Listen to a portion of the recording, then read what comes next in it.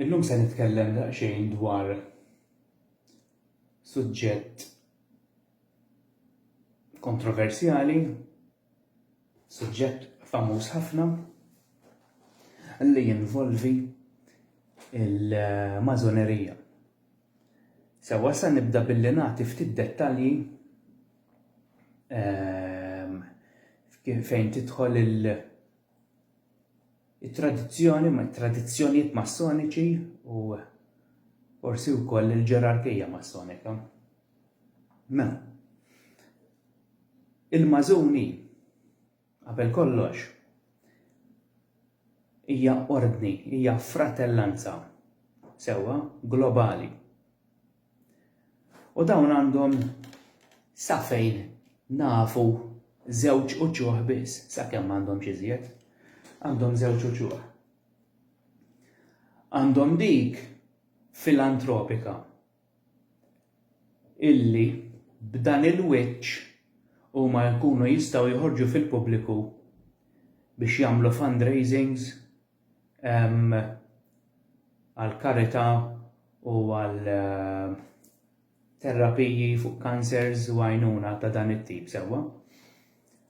Jien għandi tliet ħbib tiegħi li huma barranin li huma inizjati fil-mażonerija u qegħdin f'Renkolja wkoll ġifieri. Għandi ħbib tiegħi huwa Amerikan, tnejn oħra Ingliżi. Tlieta huma qiegħed f'kuntatt magħhom qatt ma nsemmu dawn l-affarijiet. Naf biċ-ċert li l-Amerikan huwa involut fil-fond fil-settur filantropiku fil-mażonerija u għaxu infatti għadda kif taqbad tajt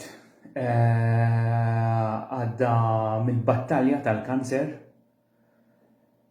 u allura law esperjenza din il-marda rrieda u kera iddeċieda illi għajn ħafna. Jiena essaċ ma nafx x'digri qiegħed da qatt ma qbadniha fuq il-mażonerija biex inkun onest niddejjaq nistaqsih peress li huwa ħabib tiegħi ma rridux speċi ta' jistaqsi lilu nnifsu imma għal xiex kif qed jistaqsinu dal affarijiet jipprova jieħu xi informazzjoni minni qed jipprova jużani. Le xejn minn da ovvjament. Daġi li jsegwi l-filmati tiegħi qas biss ikun jaf x'qed ngħid, għax ovvjament Amerikan ma jafx il-lingwa tagħna. U dawk iż-żewġ Ingliżi oħrajn ukoll, ġifieri m'għandhomx idea. Wieħed minnhom fil-fatt huwa għandu tajs mal-familja mal-monarkija Ingliża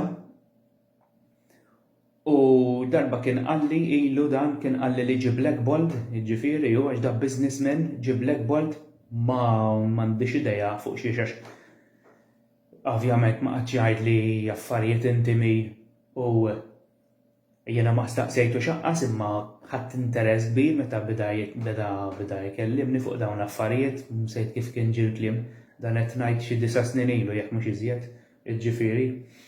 U kienet konversazzjoni li kellna fuq l-Skype beda jgħidli ħafna affarijiet. Insomma, jiena niftakar kelli dik naqbad ngħid. Infatti bdejt niddubita nitkellem dwarha din li se ngħid issa x'illum malajr jaqtawk. Malajr jitfawlek stigma fuqek. Jiena kelli dik kif ħanaqbad insejjelha. Kelli dik ix-xewqa qas nista' ngħidilha xewqa, ma nistax insib il-kelma eżatta. Illi nilaqgħat ma' fratellanza, mhix neċessarjament massonika, illa li peress li jiena persuna illi nħobb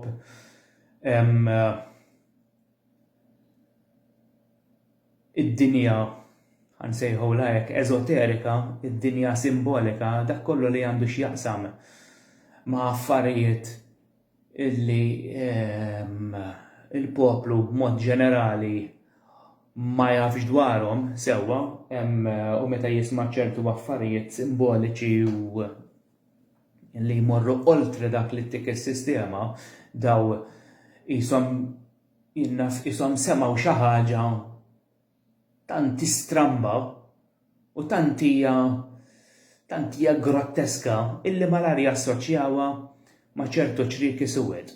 Kif infatti ikkonfermajt snin ilu illi eżempju l-okkult huwa assoċjat mas sataniżmu iswed jew inkella Luċifru huwa assoċjat mas sataniżmu iswed.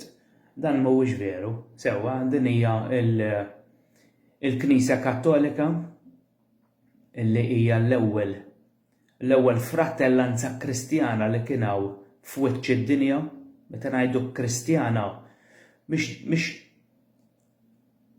il-Kristjaneżmu illi evolva sewwa l dawn l-aħħar 2000 sena.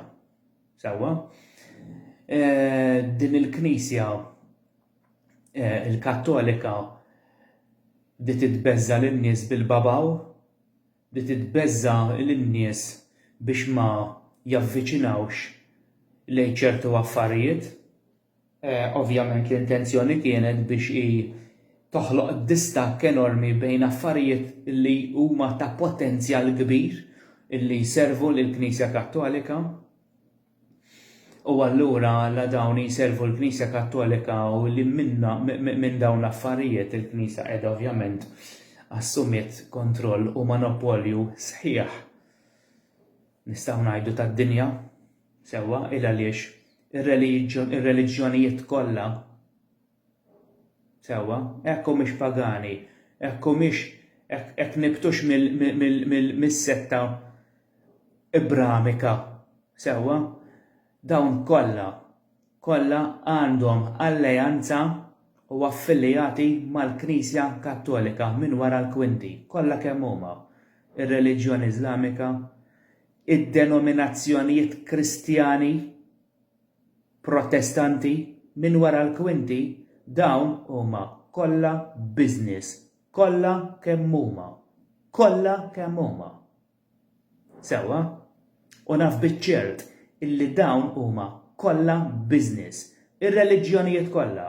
Hekk mhux pagani mhux qed nirreferi għal xi setta tajja u għal xi kalt terba' minn nies mhux dawk li jista' jkollhom xi daqsxejn business ikollhom xi ħanut jew ikunu jagħmlu xi għaqdiet, xi meditazzjonijiet, xi ritwali u hekk mhux neċessarjament dawn ikunu qed jaħdmu qed jagħmlu dan blan biex jmexxu rot ekonomika tagħhom biex jiggwadanjaw mid-djufija tad-dajjef tal-ġifieri li. Imma dawn l-organizzazzjonijiet reliġjużi l-kbar dawna kollha imdaħħlin sonqhom fil-business mal-Knisja Kattolika kollha kemm huma. Sewwa, issa tgħidli kif qbist fil-Knisja Kattolika mill-Mażonerija. Il għaliex il-Knisja Kattolika hija il-qarnita sewwa u t-tentakoli jiswaba huma l-korporazzjonijiet, ir-reliġjonijiet il-kbar, il-big businesses, il-big pharma kollha. It-tentakoli kollha tal-qarnita sewwa li jservu lill-Knisja Kattolika biex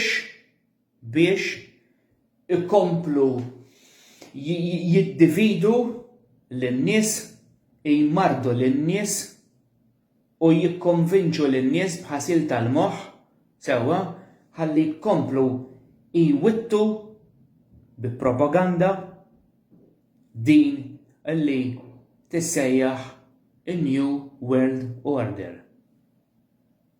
Dinha mhijiex gimmick, din mhijiex gimmick. U ovvjament il-Mażonerija hija waħda minn dawn it-tentakoli, waħda minn dawn is-swaba tal-Knisja Kattolika. Infatti hemm referenza iswed fuq l-abjad fil-ktieb tal-Apokalissi fejn jgħidlek illi din l-entità reliġjuża u jgħidlek get out of her. Uħorġu minna, uħorġu mill-Knisja Kattolika. Sewwa? U jgħidlek illi is-sekwenza ta' 3 sittiet hija fil-verità attwalment marbuta ma' bniedem tad-demm u l-laħam. U dan ser jolli rasu mill-Knisja Kattolika, jiġifieri xi ħadd fil-Knisja Kattolika ma nafux min hu s'issa, imma hemm indikazzjoni b'saħħitha biex ma ngħidx ċara kristallu kolli da jista' jkun Papa illi hu jissimbolizza t-3 sittiet. Sewwa?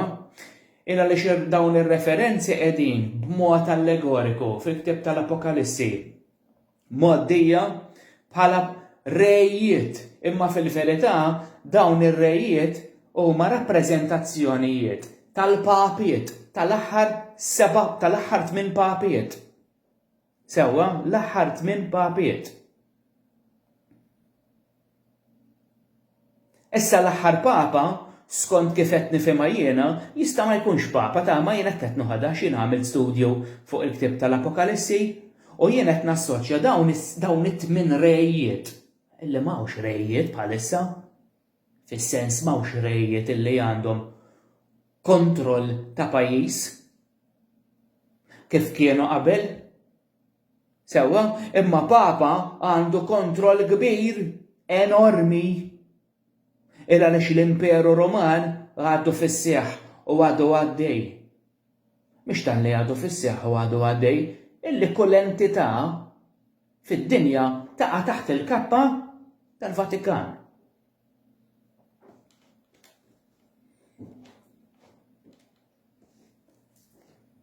Fil-ktieb tal-Apokalissi hemm ħafna affarijiet. Hemm ukoll ħankompli daqsxejn fuq il-Vatikan, mbagħad naqleb għall-Mażonerija, fejn il-ktieb tal-Apokalissi mhux biss huwa msemmi Apokalissi, imma msemmi wkoll Revelazzjoni. L-Apokalissi huwa terbolanza li għaddejjin minnha bħalissa. Sewwa, qed jispjegalek b'mod allegoriku minn xi qed ngħaddu. Issa dak iż-żmien meta kien miktub dan l-iskroll sewwa biex insew it-testi apokaliptiċi kien 130 sena wara l-imsejħa twelid ta' Ġesu. Sewwa 130 sena.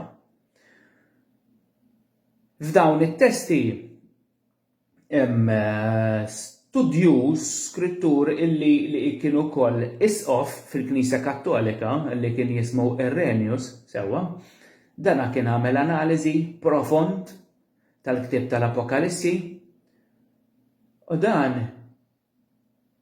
ħabbar predika illi il-bestja sewwa illi magħha marbut hemm is-sekwenza ta' 3 sittiet fil-verament mhuwiex bestja annimali imma huwa bniedem. Huwa bniedem. Dan l-istudjuż isqof Kattoliku sewwa Irenaeus fl-analiżi tiegħu kiteb illi ovvjament la dak iż-żmien kienu għaddejjin taħt il-ħakma il-ġnus Ewropej, Afrikani fil-Kosta Barbarika biex niftehmu il-Levant kienu taħt il-ħakma Rumana, allura il-predikazzjonijiet kienu illi dawn l-allegoriji tal-ktieb tal-Apokalissi huma marbuta ma' Imperatur Ruman, nibdew jaħsbu jekk hux Neruni, jekk huwiex Domitian sewwa illi Domitian kien il-tielet u l-aħħar imperatur ta' dinastija Flavjana fil-96, ġifieri 96 sena wara twelid ta' Ġesu. Imma dan ir-Renjus ma kienx jaf meta beda jbassar illi il-bestja tal-Apokalissi u beda jgħid illi hija imperatur Roman, da ma kienx jaf illi 400 sena wara dan ir-Renjus l-Imperu Roman ser isir Knisja Romana, jiġifieri l-imperu prattikament u evidentament għadu għaddej sal-lum. Mela rda ma tantx mar żball. Meta beda jgħid li xi ħadd mill-Imperu Roman se jolli rasu u se jieħu d-dominju tad-dinja. La ma kienx jaf illi xi ħadd mill-Knisja Romana illi din il-kontra tal-Imperu Roman kien jattakka b'mod militari, din issa tattakka b'mod psikoloġiku. Sewwa. Fil-19 jekk m'iniex ser żball fil-1985 jekk m'iniex ser żball, il-klabb ta' Ruma kien draftja sewwa pjan kif se jibdew iwittu b'mod effettiv in-New World Order. Billi jiffurmaw il-pajjiżi tad-dinja fi ġnus, f'unjonijiet, 10 ġnus, 10 unjonijiet, u dan ir-Renjus sewwa 130 sena wara Ġesu intabaħ b'dan li kien se jsir. U dan kollha minn studju fil-ktieb tal-Apokalissi. U jgħidlek fil-ktieb tal-Apokalissi illi il-leaders ta' dan il-moviment ta' dan l-Imperu Roman illi llum huwa l-Knisja Kattolika jilbsu l-aħmar u jilbsu l-vjola. Sewwa. U dawn l-10 ġnus qegħdin rappreżentati fil-ktieb tal-Apokalissi b'10 kuruni illi qegħdin fuq l-irjus, fuq is-7 irjus tal-bestja. Sewwa, il-bestja kull ras kellha jew par, tiqrun jew qarn.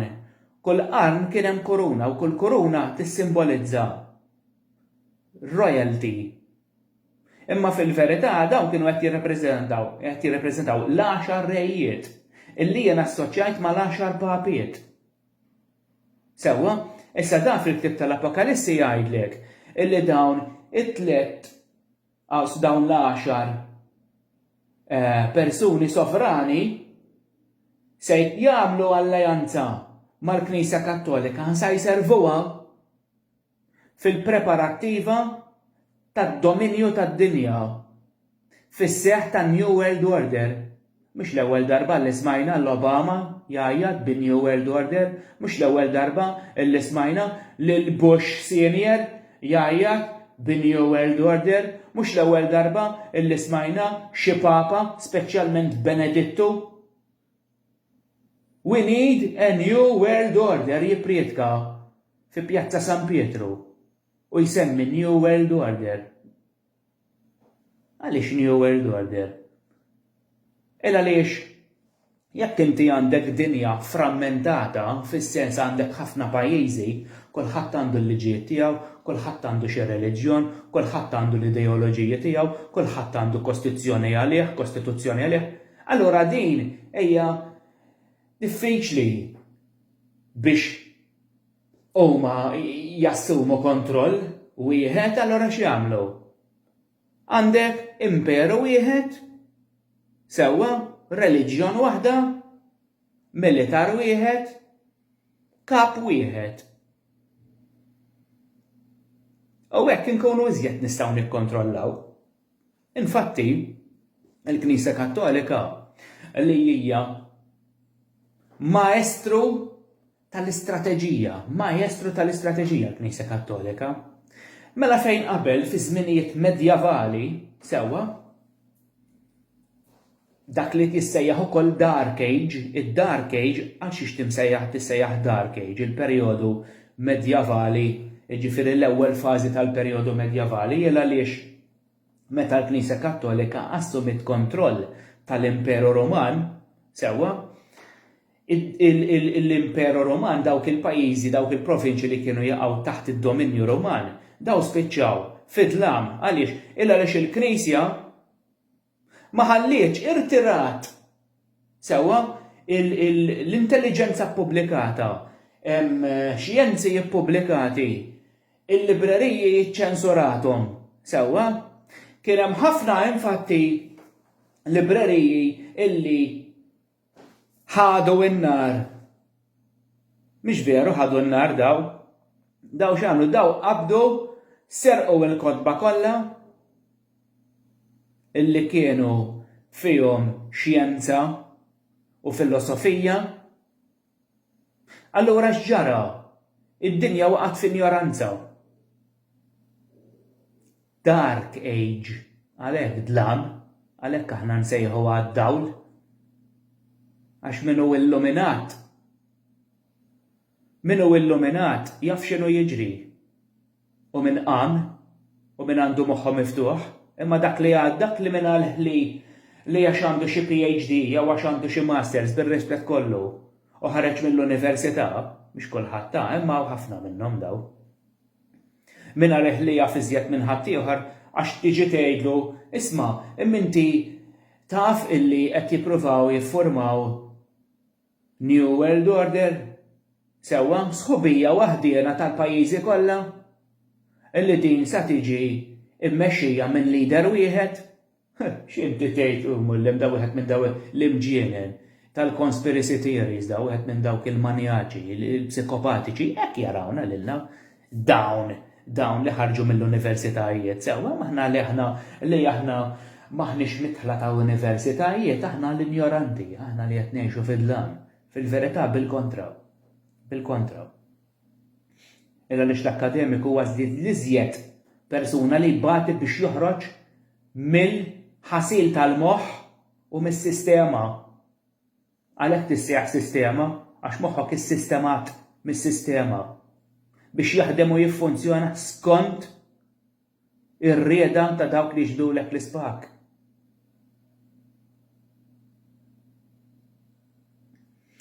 Imma raħwa taqtawx qalbkom illa lix għalkemm dan jinstama' anka l-kelma tip tal-apokalissi li sema apokalissi jinstema' daqsxejn ta' teddida tal-biża' hekk li inti tgħid jiena qed nħodha kontra ġgant illi m'għandi l-ebda tama illi se nerbaħ. Mela aħna id-destinati li nitilfu ħajjitna tlifnija, il-libertà tagħna tlifnija, żabbabna. Dawn qed jaħraw taħthom bil-biża'. Dawn li jiġdu l-ispak għala.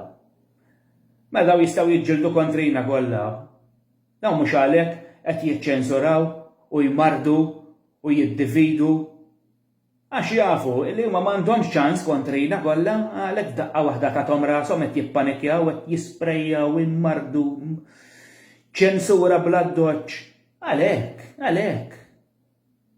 Fil-verità għaddejn seba' gwerer fid-dinja, l-ebda waħda ma tissemma minnhom ħlif dik tal-Ukrajna.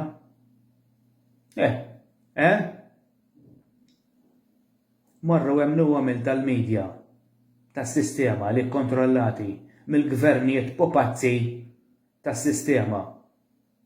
Kollox ħax għaddej minn taħt il-kwinti. Illa għaliex daw in-nies li jippromuovu l-paċi huma l-istess nies li jqanqlu l-gwerer minn taħt. Dawk il-nies illi joħorġu blajta illi jridu illi għandhom għal-qalbhom is-saħħa tal-poplu li jippriorità għalihom huma l-istess nies illi qegħdin jaħdmu qatih minn wara l-kwinti mal-farmaceutika biex lilna jżommuna morda. Alright, mhux mal-farmaceutika biss, għax l-ewwel mhux il-farmaceutika, l-ewwel tidħol l-FDA u dawn il-korporazzjonijiet li huma governattivi illi jaċċettaw illi tali jikel imbarazz kollu kimika u preservattiva huwa tajjeb biex jittiekel biex jiġi konsmat. Mhix bil-fors għandek Rota. X'jifieri din ir-rota? Mela jiena niekol ikel ħażin, ġismi ma jridux, sewwa, u dawn huma affarijiet illi jibdew ġejjin bil-mod, dejjem jakkumulaw tibda timrat, sewwa. Ovvjament, mhix se taqgħu tmut għax huma m'ridekx taqa' tmut. Għax iriduk lilek skjaf biex ħajdawru għar-rota ekonomika tad-dinja. Mhix bik il-baħnan li tmur tiġri tivvota. Ilek iriduk, imma jriduk marit u iriduk brainwashjat lilek. Sewwa, għal xiex? Illa xu ma temm il-farmaceutiċi ma tiġu tittobba u joqgħdu jbellawlek il-mediċina. Dawn il-pain killers. Inti ittik xi mediċina jew xi pinnoli għaddili ta' imma tajjeb dan it-tabib, kif mu tajjeb dan aħlef bjeda. Takkox pain killers, hi. Imma ħsar hemm għada. Inti l-problema ma titx attakka min-nofs, tittakka mill-eruq. X'tagħmel? Taqta l-imbarazz.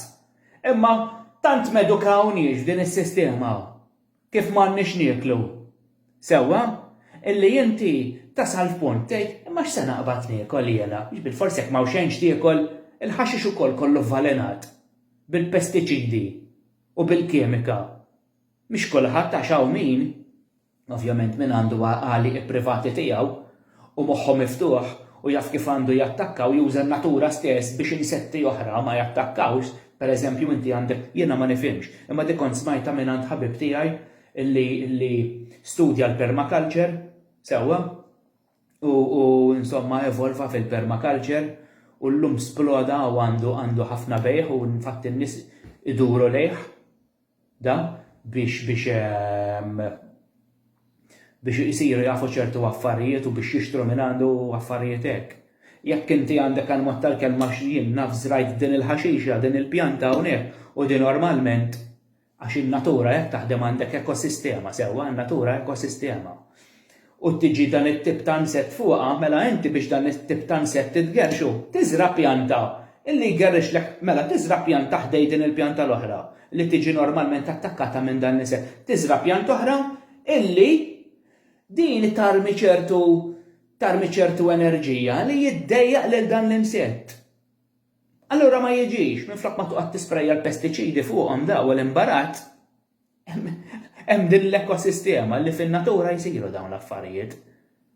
Ira li għalhekk hemm din il-xjenza tal-permaculture biex inti tkun taf tifhem iżjed in-natura. Din kienet parti mill-okkult wkoll, hemm issa m'għadix parti mill-okkult. U l-okkult, by the way, tfisser xjenza potenti ħafna. Okkult hekk tfisser illi inti jekk se tsir mitħla ta' din ix-xjenza illi dawk li jġdu l-isbaq ma jridux tuża u tipprattika u ssir taf, mela allura jkerħuha u jbeżżawk minna ħalli inti ma taffiċinaħiex. Ix-xjenza tal-permaculture sewwa illi għandha x'taqsam ħafna ma' rimedji herbali sewwa ma ġifieri fejn kienu jidħlu affarijiet fejn inti tista' toħloq xi tip ta' mediċina bil-ħxejjex, bil-petali tal-fjuri. X'għamlet il-Knisja? Ħarġet għalha bl-Inkwiżizzjoni u bdiet tagħmel massakri kbar ta' nisa li bdiet issejħilhom sħaħar daw. Dawn qegħdin jiġu motivati mid-demonji, dawn għandhom id-demonji fihom. X'jiġifieri għandha d-demonju fiha di. Illa għaliex mill-ħaxix qiegħda tagħmel mistura, qiegħda tagħmel pozzjoni. Daqshekk għandha d-demonji fiha di. Hekk li tgħid il-Knisja għax ma jaqbilliex illi n-nies jilluminaw ruħhom, illi n-nies iwarbu lill-Knisja. Mela allura x'nagħmel dawn l-affarijiet potenti inbeżza n-nies minnhom. Intihom isem ikraħ sewwa ħalli n-nies jibżgħu. Infatti għadhom sallu, okkult mhix tas-satanisti. Mhix veru tas-satanisti. U by the way, hemm sataniżmu tajjeb u sataniżmu ħażin ukoll għax hemm ħafna affarijiet li n-nies ma jafux mod ġenerali. Illa alla kemm hemm affarijiet. Hemm ħafna affarijiet illi l-bniedem b'mod ġenerali ma jafx għax għadu anki dawk li qed iqumu naqra ta' dejjem jiskopru u jgħidu l-istrina, naf kemm naf, qatt ma naf xejn, dejjem nisma' xi ħaġa ġdida u dejjem iddoq li tajjeb moħħi, illa rix tirreżonejtja ikun hemm reżonanza miegħek mal-konxu tiegħek. Sewwa, u inti tħossha affarijiet ġenwini u naturali u spot on ikun hemm korrelazzjoni mill-moħħ għal mal-qalb mill-ewwel mal-konxu tiegħek. U mill-allu din qed iddoq li veru ġenwina, mhux bħal meta jkollok xi ħass fis-sens falz. Itħoss xi ħaġa falsa illi l-qudiem tinduna li kienet falsa.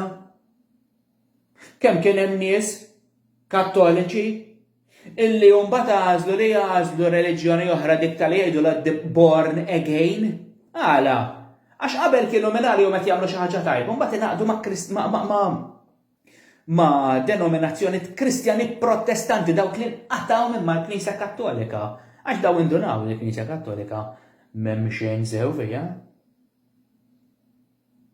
Bil-rispett kollu lejn il-Kattoliċi. Jiena m'għandi xejn kontra s-segwaċi.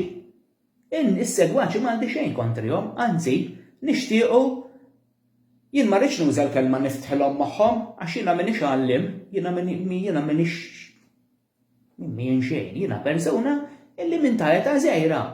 Mhux qed ngħidlek li kont konxu ta' età żgħira ta' imma minn dejjem kont rebelluż, kont persuna rebelluża illi in-natura rebella tiegħi mexxietni saqwillu.